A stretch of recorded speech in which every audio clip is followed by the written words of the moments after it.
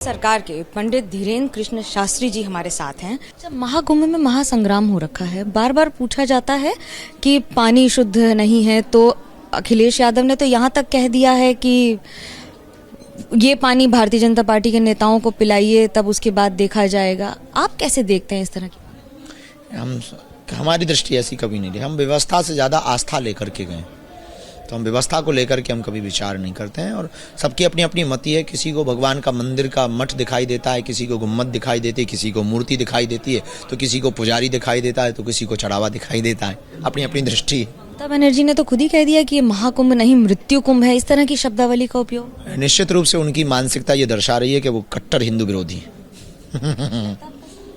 अब उनके शब्द बयान जो आपने बताए वो तो ऐसे ही लग रहे हैं। वो तो कहती हैं कि मैं ब्राह्मण हूँ, मैं काली पूजा करती हूँ, इस तरह की बातें। भगवान की बड़ी कृपा, भगवान ऐसी सब पर कृपा बनाए रखें, पर ऐसे बयानों से वो बचें।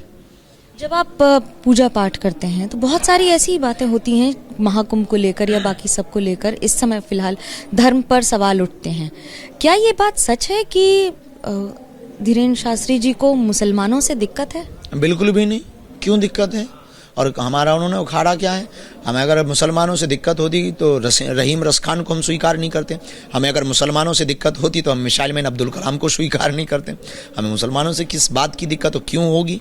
ये तो हमें लगता है एक बेफिजूली का ह्यूमर उड़ाया हुआ है। हमें उन लोगों से दिक्कत है जो गजवाए हिंद चाहते हैं। हमें उन लोगों से दिक्कत है जो भारत तेरे टुकड़े होंगे। हमें उन लोगों से दिक्कत है जो सर तन से जुदा करने की बात करते हैं। हमें उन लोगों से दिक्कत है जो श्रद्धा जैसे कांड करते हैं। हमें उन लोगों से दिक्कत है जो पालघर जैसे कांड करते हैं। हमें उन लोगों से दिक्कत है जो बहराइच जैसी घटना करते हैं। हमें उन लोगों से दिक्कत है जो बरेली जैसी घटना करते हैं। और हमें उन लोगों से भी दिक्कत है जो कानून को अपने हाथ में उठाकर राम के होने का सबूत मांगते हैं। हमें उनसे भी दिक्कत है जो राम की यात्रा पर पत्थर फेंकते हैं। हमें उनसे भी दिक्कत है राम काल्पनिक है जो ऐसे बयान देते हैं। और ऐसे लोगों से दिक्कत हमें लगता है कि हमें बनी रहनी चाहिए। जब आप लव जिहाद की बात करते हैं तो 20 राज्यों में तो एनडीए की सरकार है या फिर राइट विंग सरकार है। कानून ला ही सकते हैं, आपको लगता है ले आना चाहिए पूरे देश में? उससे ज़्यादा लोगों को, सरकार के भरोसे आप कब तक जियोगे? हम तो लोगों की क्रांति के, लोगों के विचारों की क्रांति चाहते हैं। सरकार अपना कार्य कर रही है, पर लोगों को खुद कुछ करना पड़ेगा, लोगों को खुद जगना पड़ेगा, अलर्ट होना पड़ेगा। आप अलर्ट नहीं होंगे तो सरकार के कानून से कुछ, कानून इस देश में कितने नहीं है, पर जरूरी थोड़ी कि सभी कानून पर जो लोगों के अंदर विचार जागृति हो जाएगी वो व्यापक काम करेगा और सदियों तक काम करेगा। जब ओटीटी की बात होती है तो एक से एक शब्दावली का इस्तेमाल हुआ है। रणवीर अहबादिया से लेकर कई यूट्यूबर्स ने देखा। सुनते होंगे आप भी, युवाओं को लेकर टेंशन होता है? मैं ऐसा सुना नहीं है, पर मीडिया के थ्रू हमको पता लगा है, तो हमको ये तो लगा ये फुहड़ता है। उस पर बयान भी, प्रतिक्रिया भी दी। जब आप इस समय बात कर रहे हैं तो ओटीटी आप खुद भी देखते हैं क्या? कोई समय मिलता है देखने के लिए? अब 2:30-3 बजे तो आपके साथ इंटरव्यू में बैठे।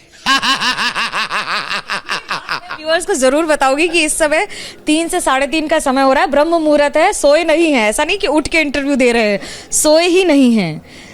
तो अब ये पूछूं क्या कि ऊर्जा आती कहाँ से है? ये जिस व्यक्ति का आहार शुद्ध होता है उस व्यक्ति के जीवन में ये तो हो ही जाता है, भगवान की कृपा है। तो ऊर्जा का सबसे बड़ा कारण एक तो कि आहार बहुत कंट्रोल है, हम बहुत लिमिट भोजन, एक टाइम भोजन करना, एक टाइम फलाहार लेना, और कभी कभी व्यायाम भी कर लेते हैं, थोड़ा मौका मिल जाता है तो योग भी कर लेते हैं।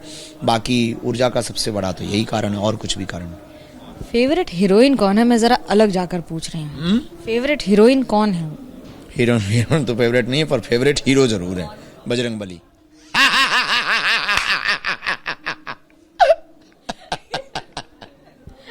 जब तक मूड में नहीं आते तब तक बातचीत थोड़ी सी संभव में। तो जब भक्तों का तांता लगता है आपके यहाँ, तो कई बार ऐसा होता होगा ना कि भक्त पकड़ने की, छूने की कोशिश करते हैं, मिलने की कोशिश करते हैं। कोई एक ऐसा वाकया जो आपका दिल छू गया?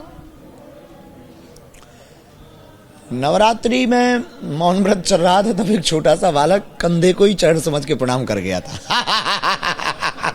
तो उस मर्म ने हमको बहुत स्पर्श किया कि श्रद्धा जब प्रबल होती है तब कंधा भी चरण होते हैं। आप पूजन पाठ करते हैं, आज के युवाओं को क्या संदेश देना चाहेंगे, खास तौर से लड़कियों को? किसी को खास तौर से नहीं, पर युवाओं को हम यूँ कह सकते हैं कि अपनी ज़िंदगी के कुछ क्षण ऐसे होते हैं जिन क्षणों को हम बेफिजूली में गुजार देते हैं। और दो ही एक सर्वोत्तम उपाय हैं अपनी ज़िंदगी के, कि दौड़ते हुए घोड़ों का चित्र या उगते हुए सूर्य का चित्र लगाने से सफलता नहीं मिल सकती है। सूर्योदय के पहले तुम्हें जागना पड़ेगा और घोड़ों से तेज तुम्हें दौड़ना पड़ेगा, तभी आप सक्सेसफुल हो सकते हैं। हिंदू राष्ट्र की परिभाषा क्या है आपके लिए? राम राज्य की स्थापना, वैदिक परंपरा के अंतर्गत जीवन शैली, रामचरितमानस का राष्ट्रीय ग्रंथ घोषित होना, गाय माता को राष्ट्रमाता का दर्जा प्राप्त होना, वैदिक न्याय प्रणाली पद्धति का दंड संहिता लागू होना, आचार्य संतों की महिमाओं पर किसी भी प्रकार से खंडन ना हो एवं देश की सनातन संस्कृति का मंडन हो और नारी यहाँ पर भोग्या नहीं पूज्या हो, इस प्रकार की व्यवस्था हमारी हिंदू राष्ट्र की परिकल्पना है। रोहिंग्या और बांग्लादेशियों से कितना खतरा है भारत को? उतना ही खतरा है जितना आपको शुगर से खतरा भारत शरीर को। जब आप बात कर रहे हैं, मेरा आखिरी सवाल मैं ये समझना चाहूंगी कि अगले जन्म में क्या बनना चाहेंगे?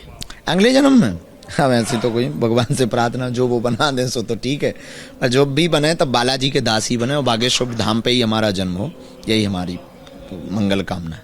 कहते हैं ना, जा पर कृपा राम की होई ता पर कृपा करे सब कोई। कैमरा पर्सन निखिल रस्तोगी के साथ मनोज्ञा लोईवाल, बाबा बागेश्वर धाम, एबीपी न्यूज।